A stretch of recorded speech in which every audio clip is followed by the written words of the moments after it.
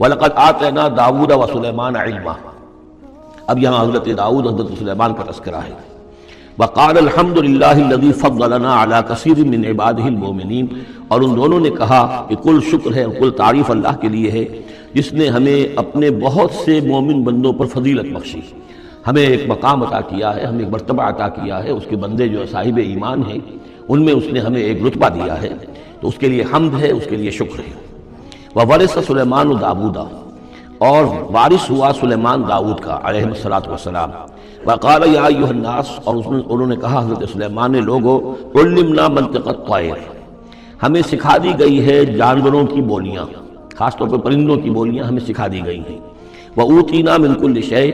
اور ہمیں اللہ تعالیٰ کی طرف سے ہر شے عطا کر دی گئی ہے. ان ھذا لہو الفضل المبین. یہ اللہ تعالیٰ کی طرف سے عطا کردہ بہت بڑا فضل ہے، بالکل روشن اور واضح. وَحُشِرَتْ لِسُلَیْمَانَ جُنُودُهُ. اور جمع کیے گئے سلیمان کے لیے، یعنی ان کے معائنے کے لیے، ان کے تمام لشکر، من الجن والانس والطیر. یہ لشکر جو تھے جنات کے بھی تھے، انسانوں کے بھی تھے اور پرندوں کے بھی تھے. فَهُمْ يُوزَعُونَ. تو ان کی جماعتیں بنائی جاتی تھیں، ان کی بٹالینز وغیرہ، ان کے علیحدہ علیحدہ جو ہے گروپ بنائے جاتے تھے. حتیٰ اذا اتوا علی وادی النمل. تو یہ کہیں نکلے ہیں اپنے لشکر کو لے کر، جب ان کا آنا ہوا، پہنچنا ہوا ایک وادی پر کہ جہاں چیونٹیوں کی رہائش تھی، یعنی بہت سے بل تھے اور چیونٹیاں جو ہیں اس وادی میں کثرت سے تھیں. قال نملۃ. تو ایک چیونٹی نے کہا، یا ایھا النمل، اے چیونٹیوں، ادخلوا مساکنکم، اپنے اپنے بلوں میں گھس جاؤ. لا یحطمنکم سلیمان وجنودہ. ایسا نہ ہو کہ سلیمان اور اس کا لشکر تمہیں کچل کر رکھ دیں. وہم لا یشعرون. اور انہیں پتہ بھی نہ ہو، انہیں احساس بھی نہیں ہوگا کہ کتنی ننھی جانیں جو ہیں ان کے گھوڑوں تلے، ان کے سموں تلے یا ان کے قدموں تلے جو ہے وہ مسلی جا رہی ہیں. فتبسم ضاحکا من قولها. اس کا یہ قول جو ہے حضرت سلیمان نے سن لیا اور سمجھ لیا تو اس پر متبسم ہوئے، ان کو چہرے پر مسکراہٹ آئی. وقال رب اوزعنی. اور یہ جو اللہ نے فضیلت عطا کی تھی کہ وہ ان جانوروں کی بولیوں کو بھی سمجھ رہے تھے، اس پر خاص طور پر ان کی زبان سے اللہ تعالیٰ کے حمد کا ترانہ جاری ہوا. وقال رب اوزعنی ان اشکر نعمتک التی انعمت علی وعلی والدی.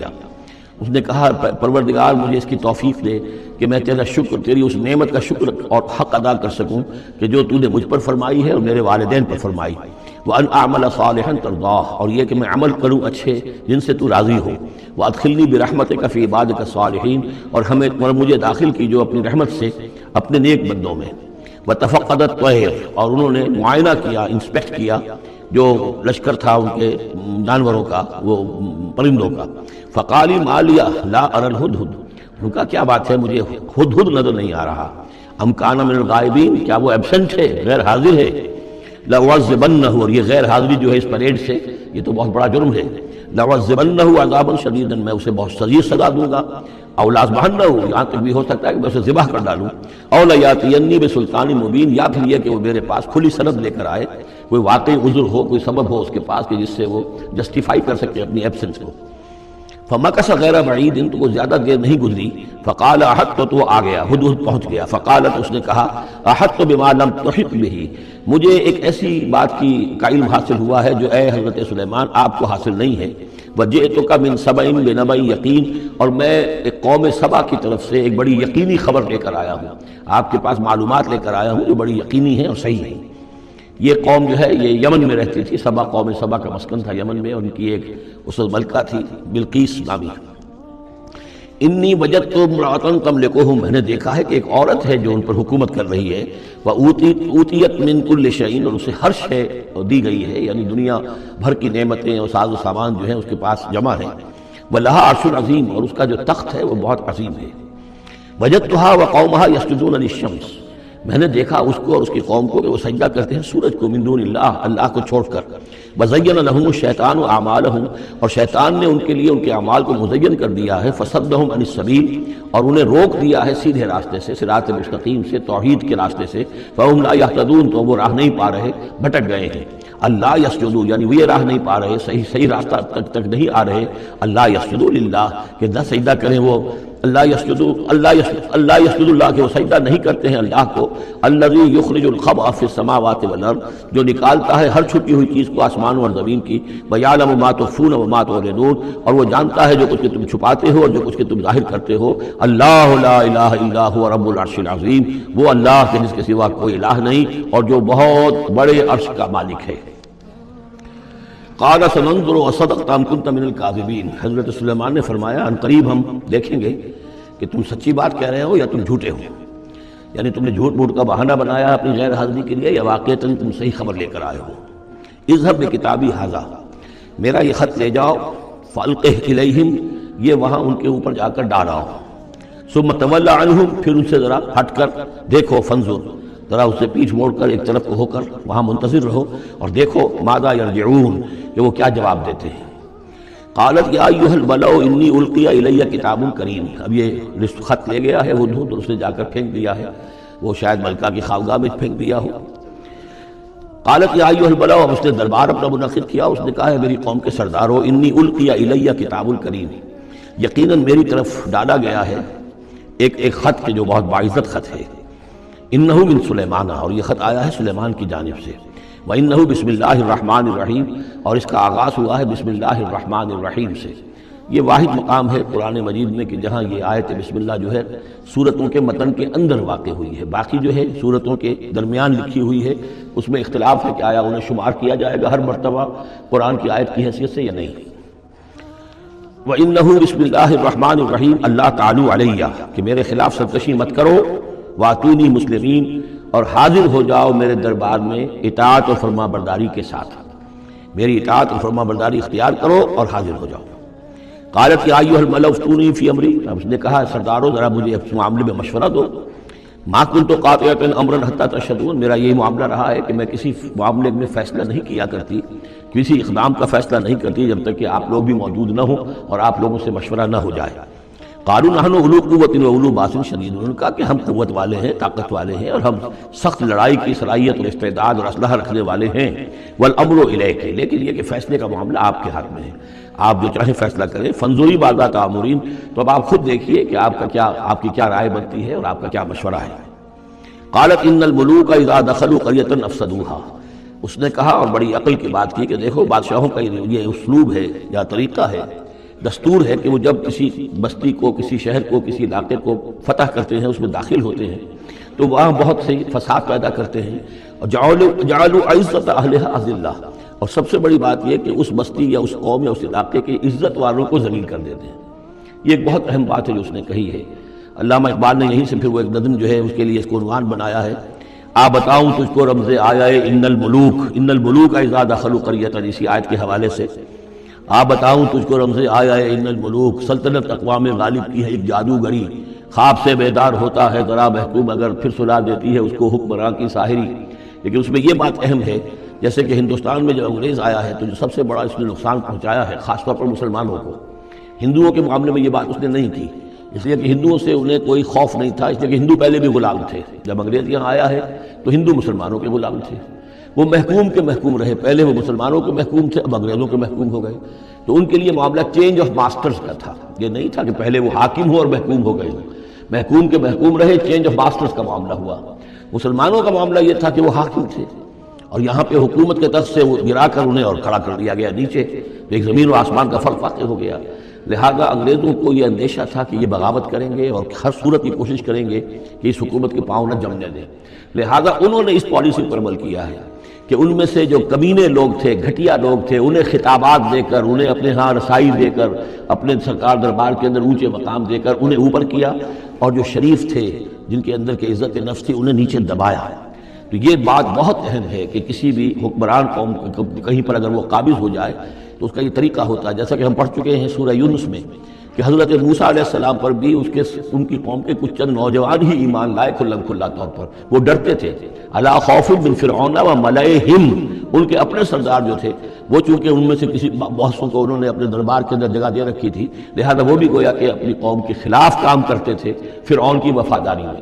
جیسے ہمارے ہاں یہ خطابات یافتہ طبقہ جو انگریز نے بنایا تھا، یہ در حقیقت گویا کہ ایجنٹ بن گیا تھا حاکم قوم کا، اور یہ محکوموں کی جاسوسی بھی کرتا تھا اور محکوموں کو دباتا بھی تھا۔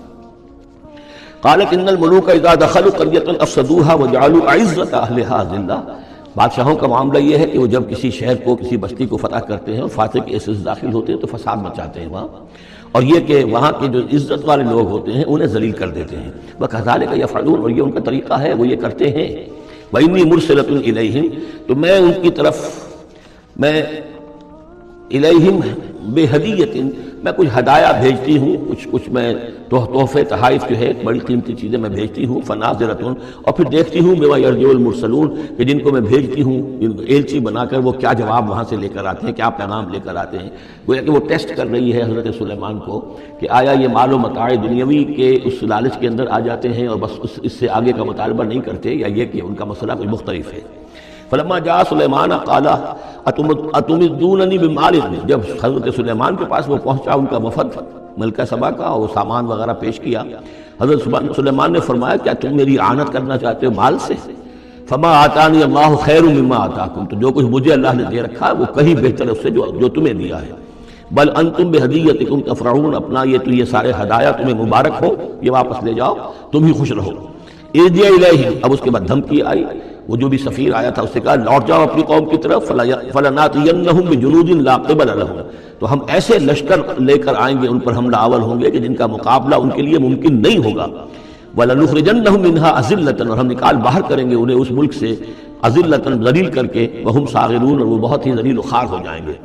قَالَ يَا أَيُّهَا الْمَلَأُ، حضرت سلیمان نے ساتھ ہی کہا اپنے درباریوں سے کہ اے میرے درباریوں، أَيُّكُمْ يَأْتِينِي بِعَرْشِهَا، تم میں سے کون ہے جو اس ملکہ سبا کا جو تخت ہے وہ میرے پاس لے آئے، قبل ان یاتونی مسلمین، اس سے پہلے کہ وہ فرما برداری اختیار کر کے میرے دربار میں پہنچے۔ یعنی یقین تھا حضرت سلیمان کو کہ اب اس کا جواب یہی آئے گا اور وہ حاضر ہوگی اور اظہار اطاعت کے لیے، لیکن انہوں نے چاہا کہ اس کا جو تخت جو ہے کسی طریقے سے اس کے یہاں پہنچنے سے پہلے یہاں آ جائے، تو اس کا امتحان لینا چاہتے تھے، ذرا سی اس کے اندر تبدیلی کر کے رنگ روپ کی کہ آیا پہچانتی ہے یا نہیں۔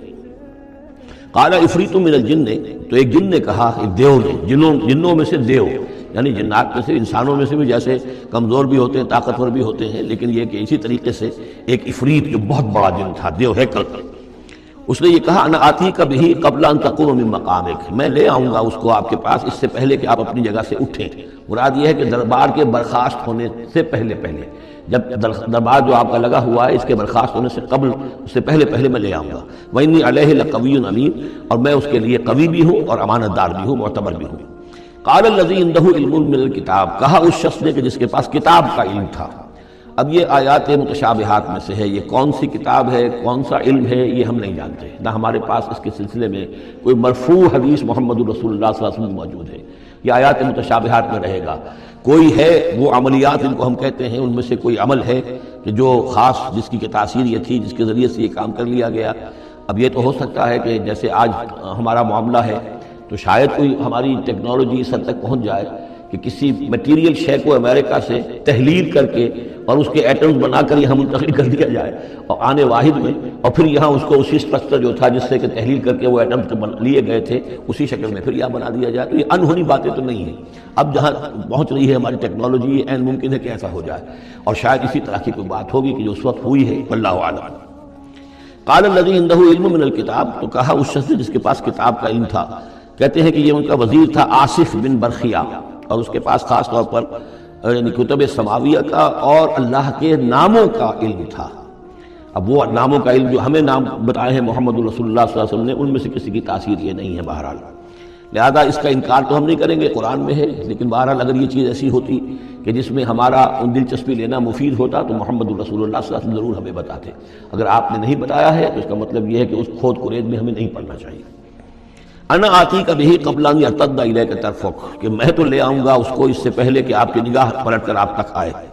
فلما رآہ، یہ کہتے ہی اور وہ لے بھی آیا، فلما رآہ مستقرا عنده، دیکھا انہوں نے کہ اس کے سامنے رکھا ہوا ہے۔ نہ صرف یہ کہ اس شخص نے کہا کہ میں لے آؤں گا آپ کی پلک جھپکنے سے پہلے، بلکہ وہ فی الواقع لے آیا۔ جب دیکھا اس کو کہ رکھا ہوا ہے اس کے سامنے حضرت سلیمان کے، قال ھذا من فضل ربی، انہوں نے فوراً کہا، یعنی یہ کہ اس پر بھی اللہ کی بندگی کا جو نقشہ ہے وہ یہ ہے کہ بڑی سے بڑی بات بھی ہو تو اللہ ہی کا شکر ادا کیا جائے، اسے فضل سمجھا جائے، کوئی اپنا کمال کہ میرا ایک وزیر بھی یہ کمال رکھتا ہے تو میں کتنا صاحب کمال ہو گیا، یہ نہیں۔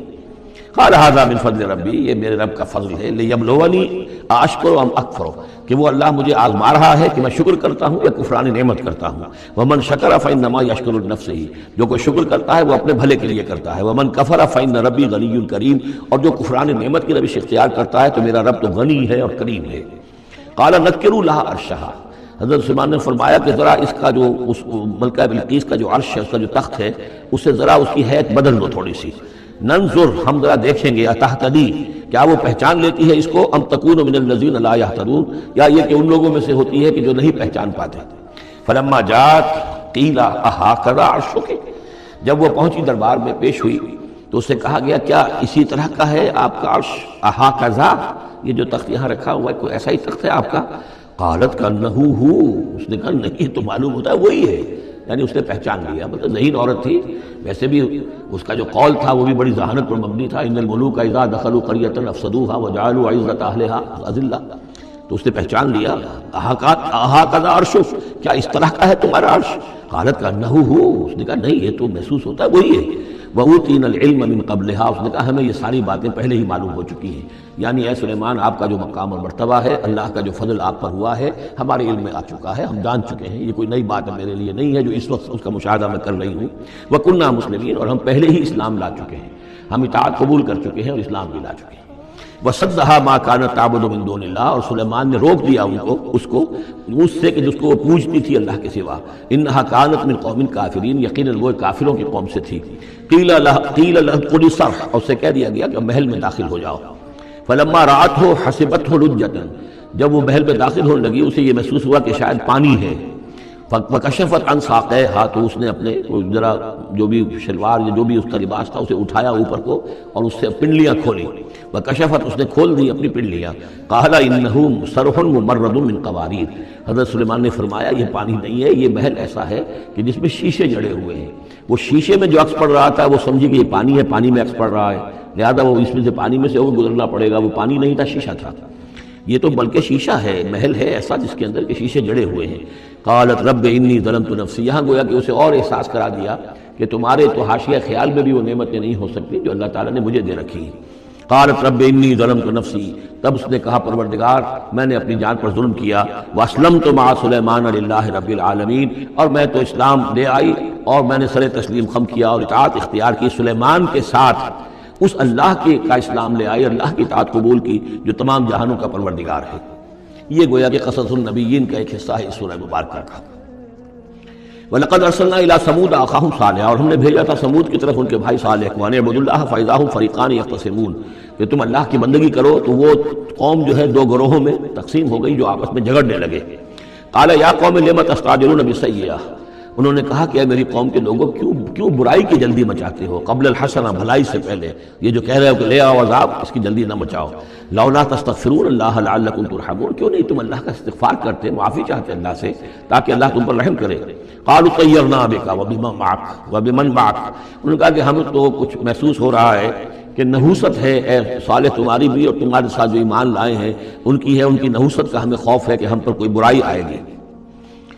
قال طائرکم عند اللہ، انہوں نے کہا تمہاری نحوست یا تمہاری بدقسمتی جو بھی ہے وہ سب اللہ کے اختیار میں ہے، بل انتم قوم تفتنون، بلکہ تم ایک ایسی قوم ہو جو بچلائے جا رہے ہو، بھٹکائے جا رہے ہو۔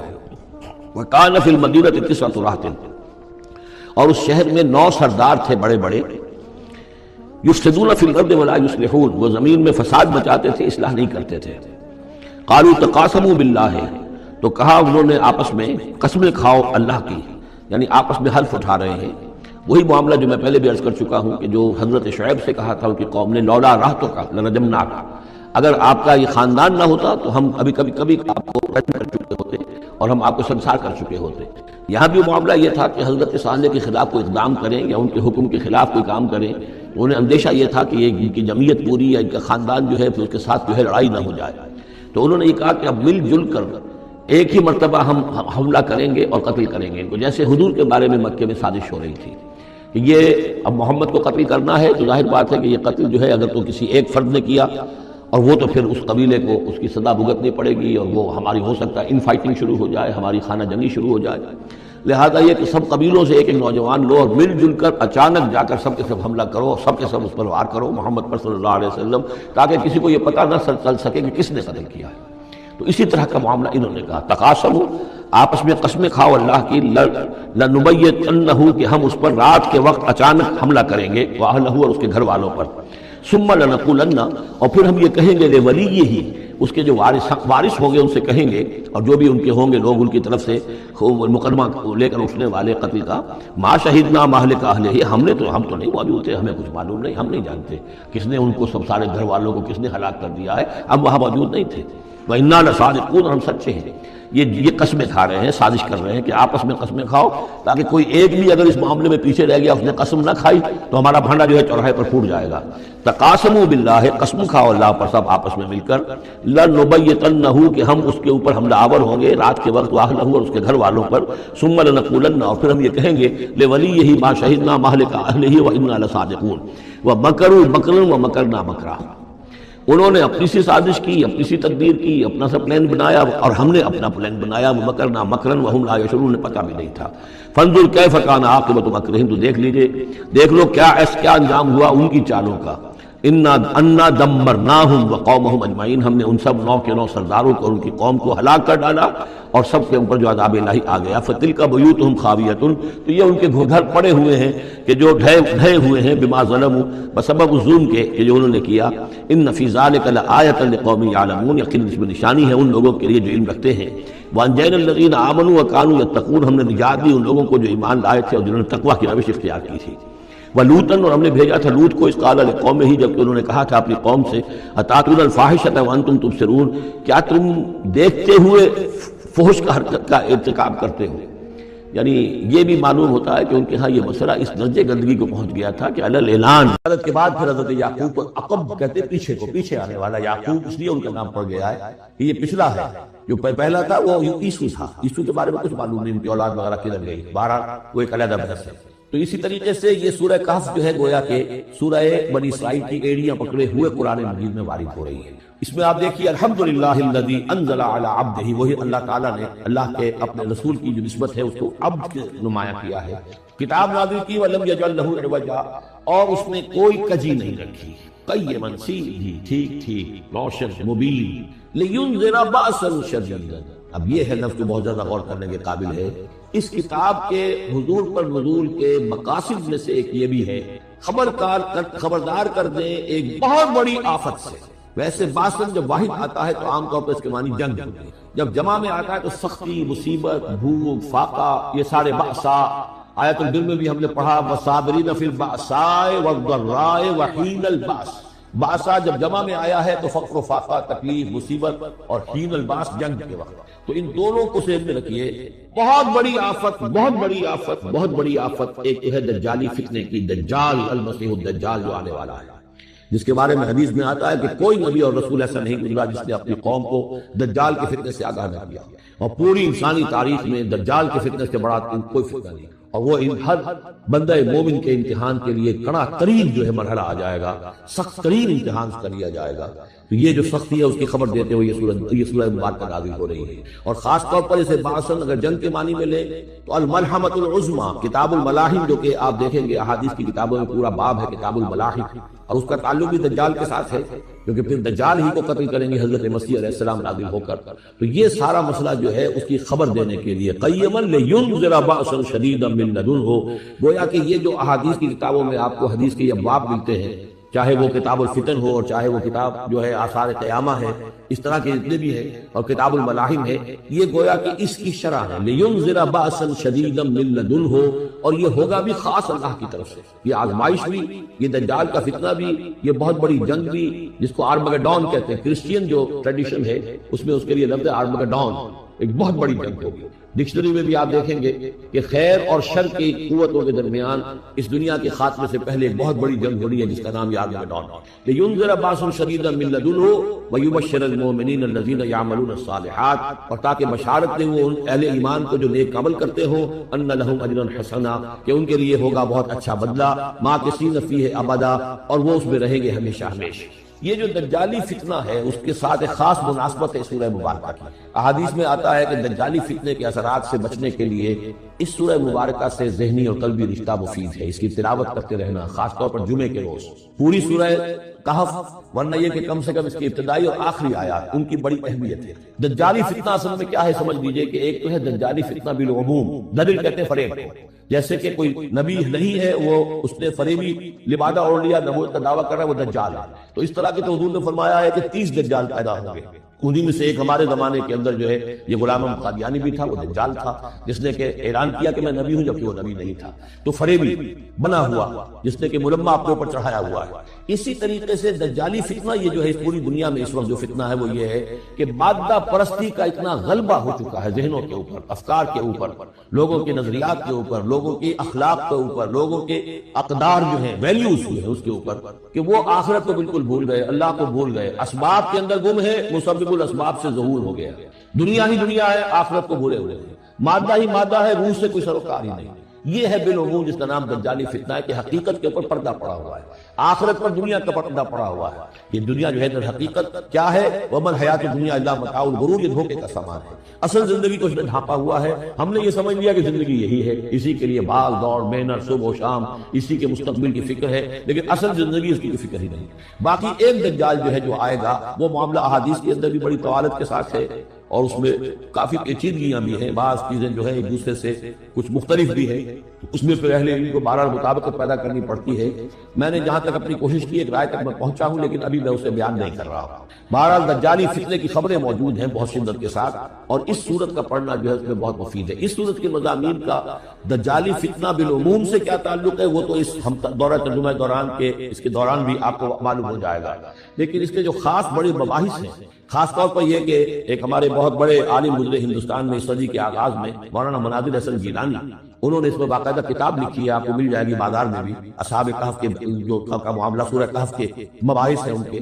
میں نے اس کو اپنی ایک تقریر کے اندر کسی خطاب جمعہ میں سورہ کہف کے مضامین کا خلاصہ بیان کیا تھا، جس کا عنوان ہے دنیا کی حقیقت۔ ظاہر بات ہے تفاصیل زیادہ جو ہے وہ میرے لیے ممکن نہیں ہے کہ اس دورہ ترجمہ کے دوران بیان کر سکتا۔ وَيُنذِرَ الَّذِينَ قَالُوا اتَّخَذَ اللَّهُ وَلَدًا، اور خبردار کر دے ان لوگوں کو جنہوں نے کہا کہ اللہ نے بیٹا بنایا۔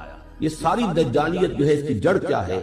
مسیحیت، جو موجودہ مسیحیت ہے، جو حقیقت میں مسیحیت نہیں ہے، پاولزم، جس کی بنیاد تثلیث پر ہے کہ اللہ کا بیٹا بنا دیا حضرت مسیح علیہ السلام کو، اور انہیں کفارہ بنا دیا تمام جو بھی مان لے ان کو ان کے گناہوں کا، پیش کی معافی ہے ان کے گناہوں کی جو حضرت مسیح پر ایمان لے آیا، اور نمبر 3 شریعت ساخت کر دی، اور نمبر 4 سارا اختیار جو ہے وہ پوپ کے ہاتھ میں دے دیا گیا کہ تم جو چاہو جس چیز کو چاہو حلال کرو، جس چیز کو چاہو حرام کر دو۔ ان چیزوں نے مل کر نفس مذہب کو اس قدر قابل نفرت سے بنا دیا کہ یورپ کے عوام کے اندر مذہب کے خلاف شدید نفرت پیدا ہو گئی۔ چنانچہ اس کے بعد جب مسلمانوں کے زیر اثر وہاں پر علم پھیلا ہے، ہسپانیہ کی یونیورسٹیوں سے علوم اور فنون جو ہیں یہ فرانس اور اٹلی اور جرمنی کے نوجوان آتے تھے، اور وہاں آ کر وہ قرطبہ اور غرناطہ اور طریقہ کی یونیورسٹیوں سے پڑھ کر جاتے تھے، تو ان کے زیر اثر جو ایک ریفارمیشن شروع ہوئی، اصلاح مذہب اور ایک رینائسنس، تحریک احیاء العلوم، وہ جو اصل تو تحریک تھی اس بات کی کہ انسان علم کی طرف دوبارہ رجوع کرے، لیکن یہ کہ وہ علم جب آگے بڑھا ہے تو وہاں پہ عیسائیت کے خلاف جو رد عمل تھا اس کی وجہ سے اس میں مذہب کی دشمنی جو ہے اس تحریک کے اندر خود بخود شامل ہو گئی۔ تو مذہب سے بیزاری، روحانیت کا انکار، آخرت سے بالکل بے پرواہی اور اس کا بھی انکار، اور خدا ہے یا نہیں ہے اس سے کوئی سروکار نہیں، یہ جو اس تہذیب کے اصل میں اثرات بنے ہیں سارے، یہ اسی غلطیوں کا یہ اثرات ہیں، نتائج ہیں کہ جو عیسائی مذہب کے اندر جو یہ تحریفات کر کے جو غلطیاں کی گئی، اس کو یہاں کہا گیا ہے کہ ان لوگوں نے کہ جنہوں نے یہ عقیدہ ایجاد کیا، ما لہم بہ من علم، ان کے پاس اس کے لیے کوئی علمی سند نہیں ہے، ولا لآبائہم، نہ ان کے آباء و اجداد کے پاس کوئی سند تھی، کبرت کلمۃ تخرج من افواہہم، بہت بڑی بات ہے جو ان کے منہ سے نکل رہی ہے، بہت بڑی گستاخی ہے جو یہ اللہ تعالیٰ کی شان میں کر رہے ہیں، ان یقولون الا کذبا، یہ نہیں کہہ رہے مگر جھوٹ، سراسر سیدھا سفید جھوٹ بول رہے ہیں، فلعلک باخع نفسک علی آثارہم، تو اے نبی شاید کہ آپ اپنے آپ کو ہلاک کر لیں گے ان کے جو اثرات پڑنے والے ہیں، عیسائیت کے اس غلط عقیدے کے جو نتائج برآمد ہوئے ہیں، جب یہ نتائج ظاہر ہوں گے تو اتنے سنگین ہوں گے، فلعلک باخع نفسک، کہ ان کے احساس سے ان کے ادراک سے شاید کہ آپ اپنے صدمے سے اپنے آپ کو ہلاک کر لیں، ان لم یؤمنوا بہذا الحدیث اسفا، اگر یہ لوگ اس حدیث پر، اس قرآن پر، یہ بات جو بتائی جا رہی اس پر ایمان نہ لائے، اس پر ایمان نہ لائے، اپنے اس غلط عقیدے پر قائم رہے، اس غلط مذہب کو انہوں نے برقرار رکھا، تو اس کا جو رد عمل ہوگا نوع انسانی پر، اور اس سے تاریخ انسانی اور انسانی ثقافت جس غلط رخ پر پڑے گی، جو دجالیت کا فتنہ اس سے جنم لے گا، ان تمام چیزوں کے اثرات سے شاید آپ کو اتنا صدمہ ہو کہ فلعلک باخع نفسک علی آثارہم ان لم یؤمنوا بہذا الحدیث اسفا۔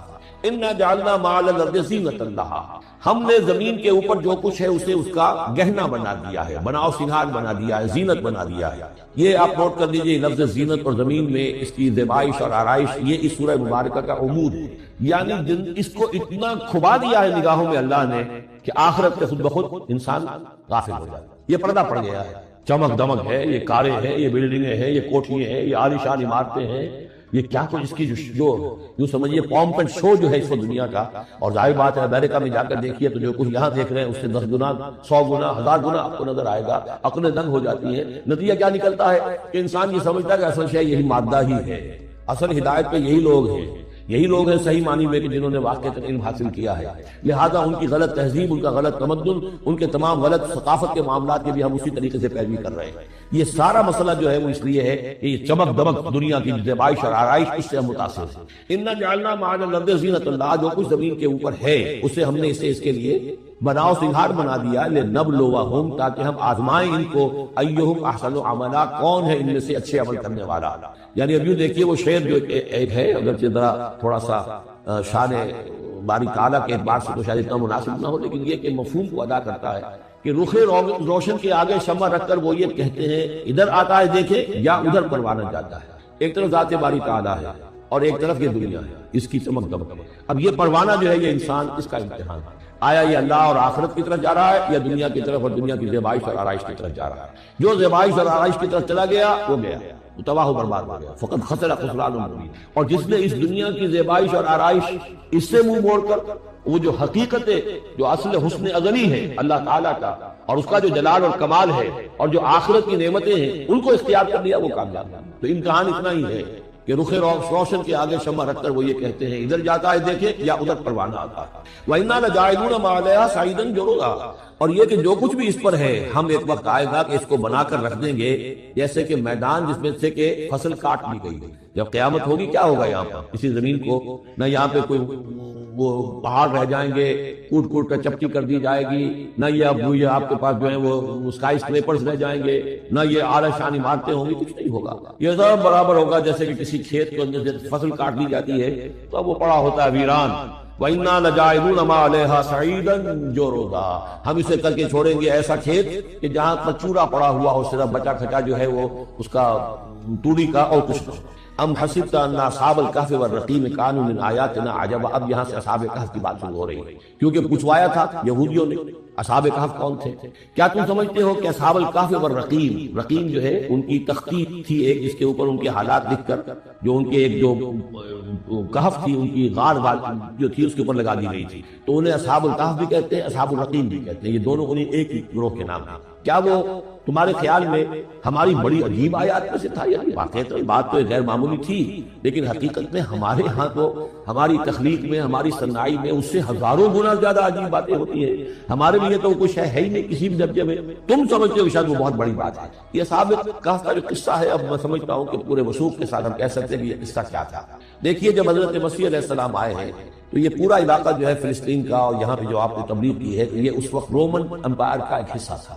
اگرچہ مقامی طور پر ایک لوکل بادشاہ جو تھا یہودی وہاں پر حکومت کر رہا تھا، لیکن وہ پپٹ تھا، اصل میں تو حکومت جو تھی رومیوں کی، جو رومی تھے بت پرست۔ اور اس کے بعد چونکہ انہوں نے بغاوت کی، حضرت مسیح تو اٹھا لیے گئے سن 30 عیسوی کے آس پاس یا 33 عیسوی کے آس پاس، لیکن اس کے بعد جو ہے یہودیوں نے بغاوت کی رومیوں کے خلاف، جس کے نتیجے میں سن 70 عیسوی میں ٹائٹس رومی نے تو ان کی حکومت بھی ختم کی اور بیت المقدس کو برباد کیا، یروشلم کو تباہ کیا، 1,33,000 یہودیوں کو قتل کیا اور ان کو بھیج دیا، نکال دیا وہاں سے باہر۔ اس وقت کا معاملہ یہ ہے کہ اب کوئی اکے دکے جو بھی رہ جاتے تھے یہاں پر، کوئی یہودی یا عیسائی، یہودیوں کو تو نکال دیا، عیسائی رہ گئے، لیکن عیسائیوں پر بھی بہت ظلم ہوتا تھا۔ یہ موحد تھے، حضرت عیسیٰ کے ماننے والے، وہ بت پرست تھے۔ تو اس زمانے میں کہیں بادشاہ کوئی تھا ڈیسیس یا دقیانوس جس کو کہتے ہیں، اس کے زمانے میں کچھ جو عیسائی تھے حضرت عیسیٰ پر ایمان رکھنے، آج کے عیسائیوں پر قیاس نہ کیجیے، جو نصارہ تھے حضرت عیسیٰ کو ماننے والے جو موحدین تھے، ان میں سے کچھ نوجوانوں کی پیشی ہوئی بادشاہ کے دربار میں۔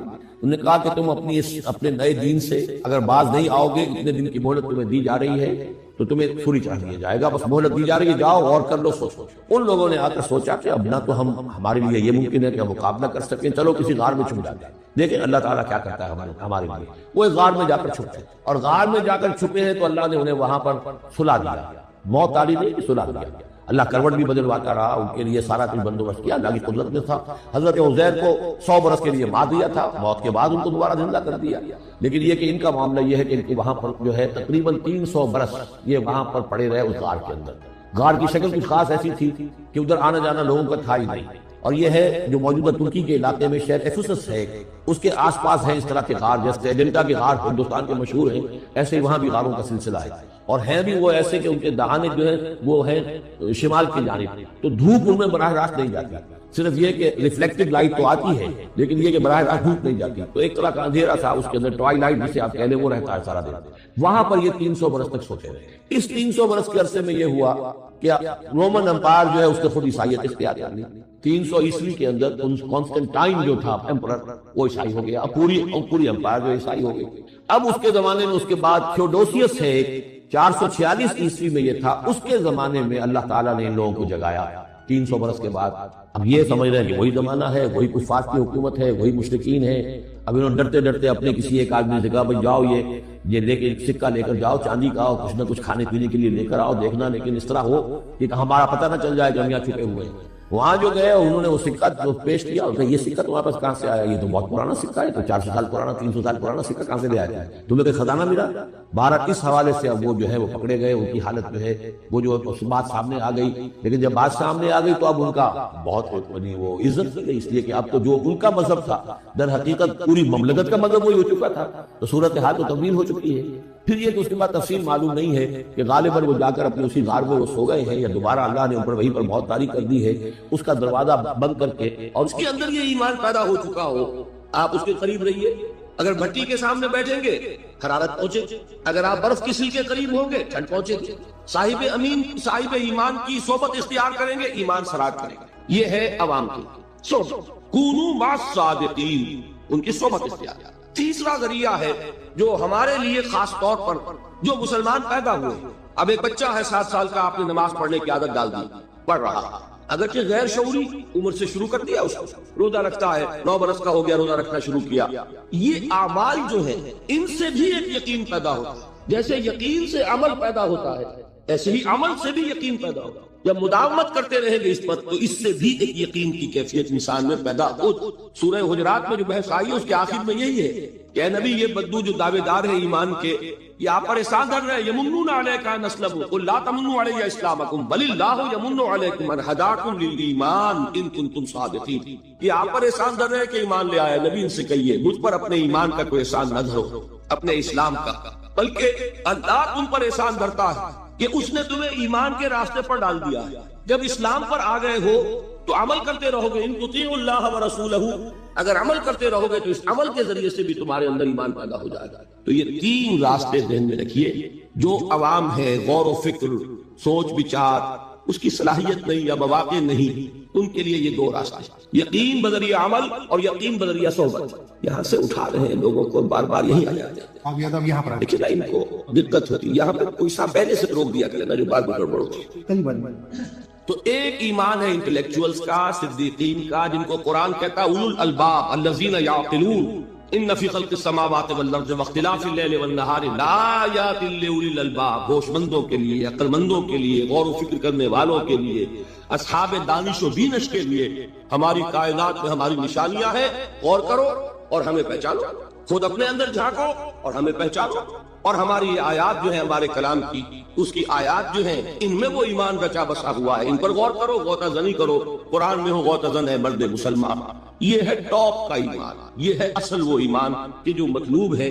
اب باقی حضرات جو ہے ان کے قریب رہیں گے ایمان حاصل کر لیں گے، اور جو اعمال اللہ نے بتائے ہیں ان پر عمل کرتے رہیں گے ایمان۔ اب دوسری بات کی طرف آئیے، نفاق سے کیسے بچا جائے، اس کے لیے بھی 3 عمل ہیں۔ پہلی چیز اور 2 چیزیں تو وہ ہیں کہ جو سورہ منافقون ہی کے دوسرے رکوع میں بیان ہوئی۔ پریونشن کیسے ہوگی، بچو گے کیسے؟ دوام ذکر، اللہ کو یاد رکھو، یا ایھا الذین آمنوا لا تلھکم اموالکم ولا اولادکم عن ذکر اللہ ومن یفعل ذلک فاولئک هم الخاسرون۔ دل کو غفلت میں مت آنے دو، دل غافل ہوگا شیطان کا ڈیرا بن جائے گا۔ وہ دوام ذکر میں، البتہ یہ ذہن میں رکھیے کہ دوام ذکر کا ذریعہ کیا ہے، اس میں مغالطے ہیں لوگوں کو۔ جو سب سے بڑا ذکر ہے اس کو بھولے ہوئے ہیں، اور جو تیسرے چوتھے نمبر کا ذکر ہے اس کو سمجھ بیٹھے ہیں کہ بس یہی ذکر ہے۔ سب سے بڑا ذکر، مجسم ذکر قرآن، الذکر انا نحن نزلنا الذکر وانا له لحافظون. وہ الذکر کون سا ہے؟ قرآن. اسی کو فرمایا، میں نے وہ آیت سنائی تھی کہ لوگ تنزیہ کہتے تھے یا ایھا الذی نزل علیہ الذکر انک لمجنون. حضور سے مخاطب ہوئے کہتے ہیں فلاں جس کے اوپر کے اس کے خیال کے مطابق ذکر نازل ہوا ہے، ہم تو تمہیں پاگل سمجھتے ہیں. وہاں بھی لفظ کیا ہے؟ الذکر. تو معلوم کیا ہوا؟ انا انزلنا الیک الذکر لتبین للناس ما نزل الیہم. یہ الذکر ہے. تو اس سے بڑا ذکر کوئی نہیں. تلاوت قرآن، تدبر قرآن، غور و فکر قرآن کا، قرآن کو یاد کرنا. اس پر میرا کتاب چاہے مسلمانوں پر قرآن مجید کے حقوق، اب تو یہاں شاید کوئی کتاب موجود نہیں رہی ہے، اور اگر آپ کو ضرورت ہوتی ہے پاکستان سے منگا لیتے ہیں ہر شے، پڑھیے انشاءاللہ آ جائے گی چیز. نمبر 2 ذکر کیا ہے؟ اقیم الصلاۃ لذکری. نماز کو قائم کرو میری یاد کے لیے. یہ ذریعہ ذکر میں وہ تو ہے ہی مجسم ذکر، اور یہ ذریعہ ذکر میں سب سے اہم ہے. یہ عملی ذکر بھی ہو رہا ہے اور قولی بھی ہو رہا ہے. سورہ فاتحہ پڑھی آپ نے، قرآن شریف کی کچھ آیات پڑھی، پھر رکوع کیا. یہ رکوع جو ہے یہ آپ کا عملی ذکر ہے کہ آپ نے اپنے وجود سے اللہ کی عظمت کو تسلیم کیا. پھر آپ سجدے میں گرے، یہ آپ کا عملی ذکر ہے کہ اپنے وجود سے آپ نے اللہ کی عظمت کو اور تسلیم. تیسری چیز ہے مسنون دعائیں اور مسنون اذکار جو حضور سے ساتھ. ہمارے ہاں کیا ہو گیا؟ مجھے فلاں بزرگ نے یہ چیز بتائی ہے، وہ تو پڑھتے چلے جا رہے ہیں. نہ قرآن سے دلچسپی، نہ اذکار مسنونہ سے دلچسپی. ادعیہ معصورہ.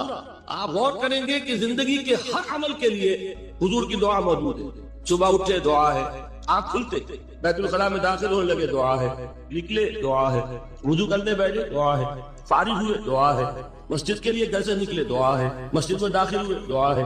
مسجد میں تو ہے ہی ذکر، نماز ہے، تلاوت ہے، باہر نکلے دعا ہے، گھر میں داخل ہونے لگے پھر دعا ہے، سواری پر سوار ہو رہے ہیں دعا ہے، اتر رہے ہیں دعا ہے، شیشہ دیکھ رہے ہیں دعا ہے، کپڑے پہن رہے ہیں دعا. زندگی کا کوئی عمل نہیں یہاں تک کہ جو تعلق زن و شو ہے، جس کو کہ خالص حیوانی بات سمجھا جائے گا، اس کے لیے بھی دعا ہے. غفلت میں وہ کام بھی نہیں کرتا. سمجھ رہے ہیں؟ اب آپ غور کیجئے، اس میں کوئی اضافی وقت نہیں لگا، کوئی اضافی پوسچر اختیار نہیں کیا آپ نے، یوں بیٹھو، اس طرح بیٹھو، یوں کرو. کوئی آپ کا وقت اضافی نہیں لگا. جو کام کر رہے ہیں اور آپ اللہ کی یاد کر رہے ہیں، اور وہ اللہ کی یاد اس کام کی مناسبت سے. ان ادعیہ معصورہ سے 2 تعلق جڑ گئے انسان کے. دعا کس سے کر رہے ہیں؟ اللہ سے. جڑا کہ نہیں؟ اور یہ الفاظ کس کے ہیں؟ محمد رسول اللہ کے. تو آپ کے 2 تعلق جڑ گئے. آپ اپنی جی سے گھر کر دعا مانگیں گے تو پہلا تعلق ہو جائے گا، دوسرا نہیں ہوگا. بہتر سے بہتر دعا مانگ لیں آپ. لیکن حضور سے جو معصور اور مسنون الفاظ جب آپ زبان سے نکالتے ہیں تو آپ کا تعلق اللہ سے بھی ہوا بذریعہ دعا، اور وہ الفاظ کیونکہ حضور کے ہیں صلی اللہ علیہ وسلم تو حضور کے ساتھ ہوا. یہ تیسرا. چوتھے درجے میں مانتا ہوں کہ ایک ہوتی ہے خاص کسی شخص کے امراض کی تشخیص کرنے کے بعد تجویز. کوئی اگر طبیب ہے، ماہر طبیب روحانی، وہ آپ کو دیکھے گا تو اندازہ لگائے گا کہ آپ میں کیا کمی ہے، اس کے مطابق آپ کو ذکر بتائے گا. بھئی فلاں آیت کا مراقبہ کیا کرو. کسی میں بزدلی ہوتی ہے، کسی میں مال کی محبت زیادہ ہوتی ہے، کسی میں توکل کی کمی ہے، کسی میں شہرت کی خواہش ہے، نمایاں ہونے کا جذبہ ہے، کسی میں تکبر ہے. سب کا ایک سا برس تو نہیں ہوتا. تو یہ در حقیقت اندھے کی لاٹھی سے نہیں چلنے والی بات. یہ تو ماہر کا کام ہے کہ وہ تجویز کرے کہ تمہارے لیے خاص طور پر ذکر. در حقیقت ہمارے جو یہ سلسلے تھے سلوک کے، بڑے ماہر ہوتے تھے یہ لوگ، بڑے ماہر اطباء. یہ نفسیات جو علم نفسیات ہے اس کے ہمارے صوفیاء سے بڑھ کر کبھی کوئی عالم گزرا ہی نہیں دنیا میں. فرائڈ کیا ہے اور ایڈلر کیا ہے اور یونگ کیا ہے، بچے ہیں ہمارے صوفیاء اکرام نے جس طرح انسان کی نفسیات کو سمجھا اور وہ ان کی مناسبت سے تجویز کرتے تھے. لیکن اس کو رکھا جائے گا چوتھے میں. جیسے مولانا احمد علی صاحب فرمایا کرتے ہیں بھائی اس آیت کا مراقبہ کیا. مراقبہ کیا مانی؟ ابھی ان الفاظ کو بھی ہم نے خام خواہ کچھ خاص ایک شکل دے دی. مراقبہ کیا؟ توجہ کرنا، دھیان کرنا، خاص اس آیت کے اوپر، اس کے معانی پر اپنے ذہن کو جمانا. وہ کیوں ہے؟ تاکہ آپ کے اندر جو کمی ہے اس کی تلافی اس سے. لیکن یہ کہا آئے گا چوتھے میں. سمجھ گئے؟ تو نفاق سے بچنے کا ذریعہ، پریونشن کیا ہے نفاق سے؟ دوام ذکر. نہ تمہیں تمہاری اولاد، نہ تمہارے اموال، نہ تمہاری تجارت، نہ کاروبار اللہ کے ذکر سے غافل نہ کر سکے. پنجابی میں کہتے ہیں کہ ہاتھ کارول اور دل یا. کام کر رہے ہیں آپ لیکن یہ کہ دل اللہ کے ساتھ لگا، زبان تر ہے اللہ کی یاد سے. جو قرآن یاد ہے، گاڑی میں آپ بیٹھے جا رہے ہیں، 2 گھنٹے آپ کو کار میں لگانے ہیں، قرآن شریف پڑھتے جائیے. اس سے بڑا ذکر کوئی. یہ ہے پریونشن. اب اگر مرض ہو جائے تو کیا؟ اس کے لیے 2 چیزیں ضروری ہیں. ایک دیکھیے عجیب ہے یہ نفاق کا علاج انفاق. صرف ایک الف لگا لو. انفاق کے معنی اور یہ بنا ہے کس سے؟ نفقت الدراہم. ایسے ختم ہو گئے، مک گئے. یا نفق الفرس گھوڑا مر گیا. تو مال کو کھپانا، لگانا اللہ کی راہ میں، اگر دل میں نفاق کی کوئی آلائش آئی ہے تو اس کا ازالہ ہوگا انفاق فی سبیل اللہ. مال اللہ کی راہ میں دیجیے، صدقہ کیجیے، خیرات کیجیے، دیجیے، اللہ کے دین میں لگائیے. جتنا لگائیں گے نفاق دھل جائے. اس لیے کہ اصل سبب نفاق کا ہے ہی حب دنیا، دنیا کی محبت. لہذا اس کا ازالہ ہوگا جو سب سے محبوب شے ہے مال. انہ لحب الخیر لشدید، مال محبوب ترین ہے. لہذا اس کو اللہ کی راہ میں لگائیں گے تو وہ نفاق دھل جائے. اور ایک اور چیز ہے جو بہت اہم ہے، بہت ہی شعوری طور پر اس کا اہتمام کیجیے. جس وقت دین کے کسی فرض کی انسان کو سمجھ آ جائے، اس کا شعور پیدا ہو جائے، پھر ڈیلے نہ ہو. ذرا سا ڈیلے جو ہے اس پر عمل کرنے میں، یہ در حقیقت نفاق کو جڑ پکڑنے کا موقع دینا ہے. Immediate action. ایک بات سمجھ میں آ رہی، فوراً عمل. اس میں شیطان کیا کرتا ہے؟ ذرا ٹھہر جاؤ، ابھی دیکھو یہ فرض ہے، یہ ذمہ داریاں ہیں، یہ کرنا ہے، اور پھر لگا دینا اپنے آپ کو. بہت سے لوگ کہتے ہیں بس ریٹائرمنٹ کے بعد تو سارا میں دین کے لیے وقت کر دوں گا. اول تو خدا کے بندے تمہارے اندر رہ کیا جائے گا ریٹائرمنٹ کے بعد؟ سارا تو کھپ چکو گے، رہ کیا جائے گا؟ دوسرے یہ بھی جان لیجئے کہ کار دنیا کسے تمام نہ کر. ریٹائرمنٹ کے بعد کون فارغ ہو جاتا ہے؟ بیٹوں بیٹیوں سے فارغ ہوئے تو پوتے پوتیاں موجود ہیں، نواسے نواسیاں موجود ہیں. کبھی بھی وہ بوجھ ختم نہیں ہوتا زندگی کا. وہ تو یہ کہ آج بات سمجھ میں آئی ہے تو آج عمل ہونا چاہیے. قرآن مجید میں سورہ انعام میں بڑی شدید وعید آئی ہے. الفاظ ہیں یہ وَنُقَلِّبُ أَفْئِدَتَهُمْ وَأَبْصَارَهُم كَمَا لَمْ يُؤْمِنُوا بِهِ أَوَّلَ مَرَّةٍ. انسان پر ایک حقیقت کا انکشاف ہوا کہ یہ بات حق ہے، فوراً تسلیم کر. کسی مصلحت کی وجہ سے، کسی بزدلی کی وجہ سے، کسی لالچ کی وجہ سے، کسی اپنی سیادت یا قیادت کی وجہ سے کیسے مان لوں؟ لوگ کہیں گے کہ یہ نیچے ہو گیا، وہ اونچا ہو گیا، جس کی بات مانی، اسی وجہ سے رک گئے. تو اللہ تعالیٰ اندر سے وہ جو استعداد ہے حق کو پہچاننے کی وہ سلب کر دیں. وَنُقَلِّبُ أَفْئِدَتَهُم وَأَبْصَارَهُم، ہم الٹ دیں گے ان کے دلوں کو بھی اور ان کی آنکھوں کو. کیوں؟ كَمَا لَمْ يُؤْمِنُوا بِهِ أَوَّلَ مَرَّةٍ، اس لیے کہ وہ پہلی مرتبہ جب انکشاف حق ہوا ہے وہ ایمان نہیں لایا. اس کا میں ایک واقعہ آپ کو سنانا چاہتا ہوں کہ کس طرح صحابہ کرام پر بھی وقتی طور پر یہ واقعہ اگر صحابہ کرام کا نہ ہوتا تو یہ حقائق سمجھ میں نہ آتے. غزوہ تبوک کے موقع پر یہ میں جملہ انکمپلیٹ رہ گیا، ضعف ایمان کا حملہ ہو جاتا تھا، نفاق کا نہیں معاذ اللہ. لیکن ضعف ایمانی کی اگلی منزل شروع ہو جاتی ہے نا نفاق. جہاں جھوٹ بولنا شروع کیا نفاق، جھوٹی قسمیں کھانی شروع کی سیکنڈ سٹیج، اور جہاں مومنین صادقین سے بغض اور عداوت پیدا ہو گیا تھرڈ سٹیج. تو وہ ضعف ایمان کا کیسے ہوتا ہے یہ حضرت کعب بن مالک نے بڑی تفصیل سے بیان کیا. غزوہ تبوک کے موقع پر جہاں منافقین نے آ کر جھوٹے بہانے بنائے، جھوٹی قسمیں کھائیں اور حضور سے ایگزمپشن لے لی، چھٹی لے لی، رخصت لے لی، وہاں 3 ایسے صحابہ بھی تھے جو مومن صادق تھے، لیکن وقتی طور پر شیطان نے انہیں ورغلایا. کیسے ورغلایا وہ سمجھ لیں. کعب بن مالک نے تفصیل سے بیان کیا ہے اور میرے نزدیک یہ جہاں تک میرا مطالعہ ہے طویل ترین حدیث بخاری اور مسلم میں بھی موجود ہے. حضور جب واپس آئے ہیں اور اب آپ نے ایک ایک کو بلایا. جن لوگوں نے تو پہلے جھوٹی قسمیں کھا لی تھی ان کو تو بلانے کی ضرورت نہیں تھی، لیکن کچھ لوگ ایسے بھی تھے کہ جنہوں نے ایگزمپشن بھی نہیں لی تھی اور گئے بھی نہیں تھے. اب ان کو آپ نے ایک ایک کر کے پیشی ہوئی. آپ کیوں نہیں گئے تھے؟ تو اب جو منافقین تھے ان میں سے انہوں نے اس موقع پہ جھوٹی قسمیں کھا لی. خدا کی قسم حضور ہم تو بالکل تیار تھے، پوری میں نے تیاری بھی کر لی تھی، پورا ارادہ تھا. یہ وقتی طور پر یہ مصیبت مجھ پر آ رہا. جس نے قسم کھائی انہوں نے کہا اچھا ٹھیک ہے جائیے. کعب بن مالک کی باری آئی تو ان کے الفاظ اپنے یہ کہ جب میں پیش ہوا تو حضور کے چہرے مبارک پر ایک غصے والی مسکراہٹ تھی. زہر خلق کہتے ہیں، ایک مسکراہٹ ہے لیکن غصے کے ساتھ، غضبناک. آپ فرمائیے آپ کیوں نہیں گئے؟ حضرت کعب یہ فرماتے ہیں کہ میں نے عرض کیا کہ حضور زبان میرے پاس بھی ہے، جھوٹ میں بھی بول سکتا ہوں، لیکن جھوٹ بول کر میں اس وقت آپ کی ناراضگی سے تو بچ جاؤں گا لیکن اللہ کے پکڑ سے نہیں بچ سکوں گا. میں اعتراف کرتا ہوں کہ جتنا صحت مند میں اس زمانے میں تھا کبھی نہیں تھا، جتنا فارغ البال اس وقت تھا کہ میرے پاس ساز و سامان موجود تھا راستے کے لیے، اتنا میں کبھی نہیں تھی. لیکن ہوا کیا؟ ہوا یہ کہ مجھے میرے نفس نے، شیطان نے پٹی پڑھائی. وہ پٹی کیا پڑھائی کہ حضور تو 30,000 کے لشکر کے ساتھ چلیں گے تو لشکر تو سلولی موو کرے گا نا، تمہارے پاس بڑی تکڑی، بڑی توانا صحت مند اونٹنی ہے، تم ذرا 2 دن بعد چلنا تیزی کے ساتھ اور حضور سے مل جانا. بس یہ تاخیر کار. تو انہیں خیال آیا کہ ابھی 2 دن گھر کی ٹھنڈی چھاؤں ہے، میں یہاں پہ جو آرام ہے وہ کر لوں.